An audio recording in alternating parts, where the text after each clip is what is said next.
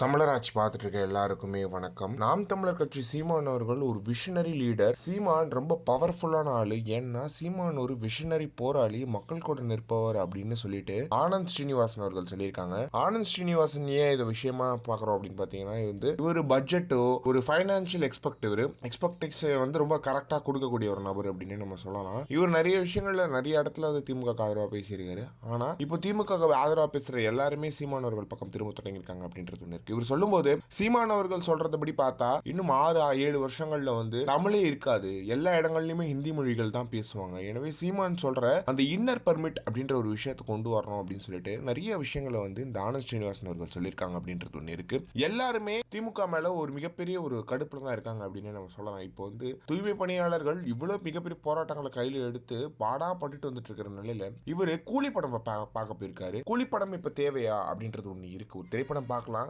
என்டர்டைன்மெண்ட்டுக்கு பார்க்கலாம். ஆனா உங்களை விட மக்கள் அவ்வளவு கஷ்டப்பட்டு வந்துருக்காங்க. நீங்க அதை விட முக்கியமா இது இருக்கா அப்படின்றது கேட்டீங்கன்னா சுத்தமா கிடையாது, 1% கூட கிடையாது. எனவே நீங்க முதல் வேலை என்ன பண்ணிருக்கணும், நேரா போய் அந்த மக்களை சந்திச்சு என்ன நடக்குது, இதுக்கு என்ன பேச்சுவார்த்தை நடத்தலாம், இதை ஈஸியா முடிக்கலாம் அப்படின்றதான் பார்க்கணும்.